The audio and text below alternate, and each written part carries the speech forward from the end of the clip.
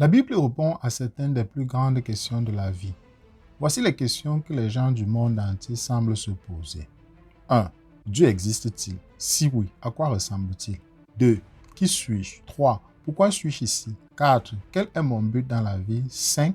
Pourquoi y a-t-il tant de douleurs et de souffrances dans le monde? 6. Comment puis-je vivre une vie joyeuse et pleine de sens dans un monde avec tant de mal? 7. Que se passe-t-il après ma mort? Et 8. L'histoire va-t-elle quelque part? Bonjour à tous et bienvenue sur Histoire et Religion. Aujourd'hui, nous allons essayer d'apporter quelques éléments de réponse à la question quelles sont les plus grandes questions de la vie et comment la Bible y répond-elle. Si c'est la première fois que vous passez par ici, je vous invite à vous abonner, à partager, afin de sensibiliser le plus de personnes. On se retrouve juste après le générique pour en discuter.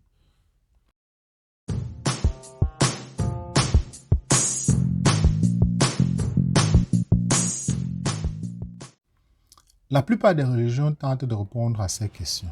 Même les anti-religions, comme l'athéisme, le naturalisme et l'humanisme séculier, offrent encore des réponses à ce genre de questions.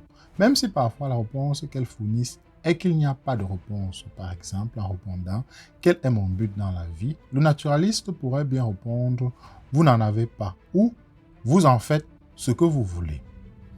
À la première question qui est « Dieu existe-t-il ?» et si oui, à quoi ressemble-t-il? La Bible répond dans ces 4 premiers mots. Au commencement, Dieu, dans Genèse chapitre 1, verset 1. En d'autres termes, au début de l'univers et de toute vie telle que nous la connaissons, Dieu était déjà là. Comment est Dieu? Est répondu à travers le reste de la Bible, mais 2 des caractéristiques dominantes sont que Dieu est aimant, mais aussi saint. Puisqu'il est saint, il doit punir le péché. Mais puisqu'il est aimant, il veut aussi pardonner le péché. C'est un thème dominant qui est développé dans l'Écriture. À la deuxième question qui est « Qui suis-je? Pourquoi suis-je ici? Et quel est mon but dans la vie ?» sont également répondus dans le premier chapitre de la Genèse, en Genèse chapitre 1, versets 27 à 28. La Bible dit « Dieu a créé l'humanité à son image, à l'image de Dieu, il l'a créée. L'homme et la femme. Et il les a créés. Dieu les bénit et leur dit, soyez féconds et multipliez-vous, remplissez la terre et soumettez-la, dominez sur les poissons dans la mer et les oiseaux dans le ciel et sur tout être vivant qui se meut sur la terre. Nous sommes ici parce que Dieu a créé nos premiers parents et les a mis sur la terre. Nous sommes créés à l'image de Dieu et notre but est d'agir en tant que représentants de Dieu sur terre, vivant dans l'obéissance et la communion avec lui. La façon dont nous répondons aux autres est une bonne mesure de ce que nous pensons de celui qu'ils représentent. Lorsque nous travaillons, cultivons, inventons, explorons, innovons, avons des enfants et aimons les autres, nous faisons ce que Dieu a mis les gens sur terre à faire. Cependant, si nous faisons ces choses, mais ne sommes pas en communion avec lui, il nous manque l'élément clé.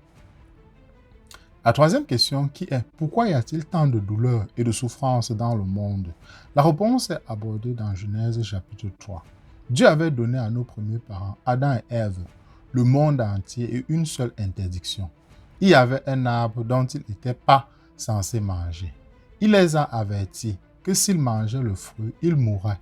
Cependant, dans la désobéissance à Dieu, ils ont mangé le fruit.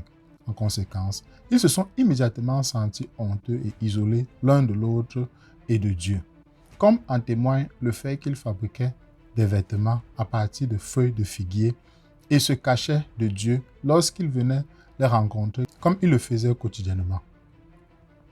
À cause de leur péché, la douleur et la mort ont été introduites dans le monde. Ève devrait ressentir de la douleur lors de l'accouchement. Adam devrait travailler dur et souffrir pour subvenir aux besoins de sa famille. Et tous deux vieilliraient et mourraient.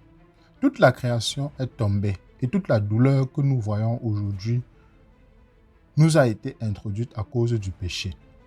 Même les animaux ont été touchés. L'un des fils d'Adam et Ève, Caïn, a tué son frère Abel dans Genèse chapitre 4. Le schéma de la douleur, de la souffrance et de la mort continue alors que les gens vivent en rébellion contre Dieu.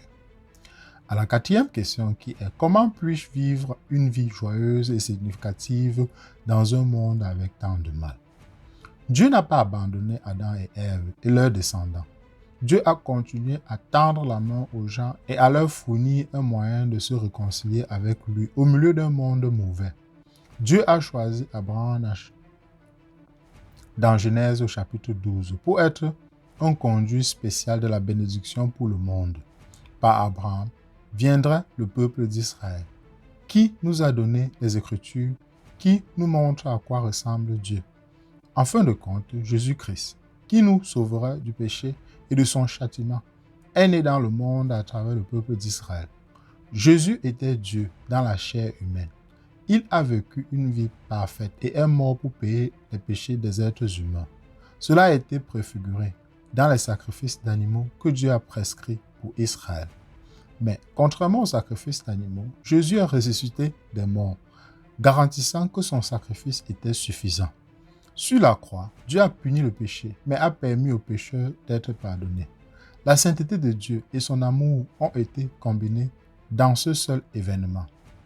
En Christ, nous pouvons être pardonnés de tous nos péchés et rendus agréables à Dieu. Nous pouvons aussi commencer à nous réconcilier avec les autres et vraiment commencer à vivre le genre de vie que Dieu veut que nous vivons. Parce que l'Esprit de Dieu vit dans le croyant. Il commence à expérimenter l'amour, la joie, la paix et une multitude d'autres vertus qui améliorent la vie de chacun. Ceci est un petit avant-goût de ce qui est à venir. La cinquième question qui est: que se passe-t-il après ma mort?